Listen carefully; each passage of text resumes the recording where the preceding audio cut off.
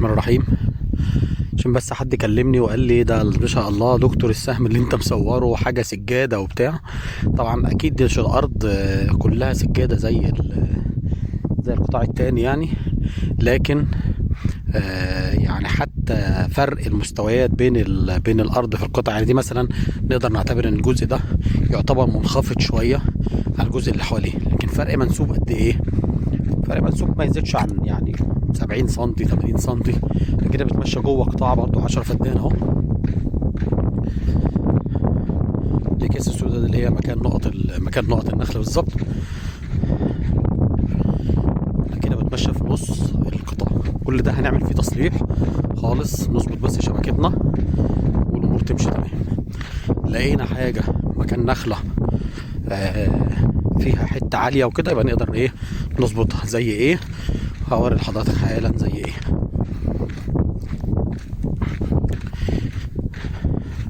مكان النخله دي مثلا كده كان في الجزء اللي اتساوى ده كده، دي كانت تبة عاليه، فالحمد لله حتى تحت التبب هنا في رمل.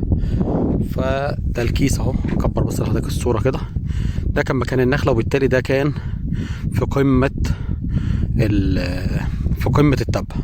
نعمل ايه؟ بمنتهى السهوله باللودر يجي يساوي المكان بالمنظر ده، بحيث انه تبقى متساويه بالتقريب يعني مع باقي النخله ومع باقي الشغل، عشان ما يحصلش في نخله في النص تبقى عاليه كده وميتها تتاثر.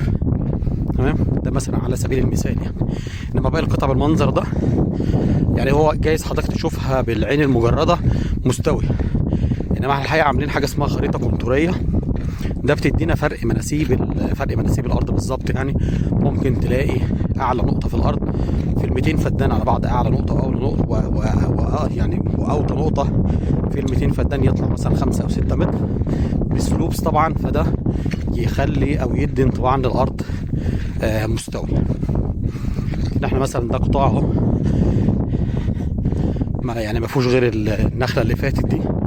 لو لقينا برضو حاجه زي كده قبل ما نعمل الشبكه بنظبطها ونسويها ونرجع نحط الكيس بتاعنا. انا قلت بس هنتمشى في قلب القطاع عشان هم فاهمين يعني ايه بيبقى جزء عالي في النص مكان نخله، ونضطر ان احنا نسويه علشان ما يبقاش عندنا مشكله في الري.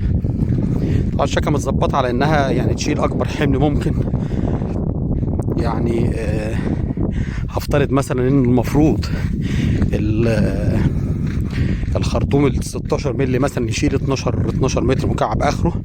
هنظبطه بالكتير خالص يشيل من 4 ل 5 متر، وهكذا. كل ماسوره مديها تقريبا اقل من نص حملها الطبيعي علشان تبقى الضغوط مرتاحه، وفي نفس الوقت فوائد الميه في الشبكه تكون قليله.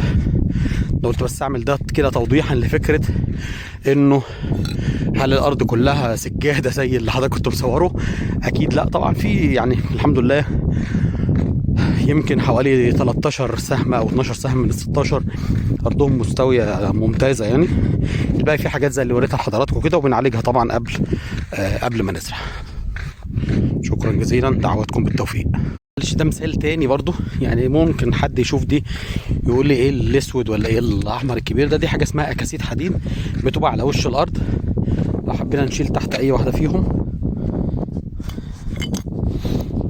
بنلاقي التربه الرمليه بتاعتنا.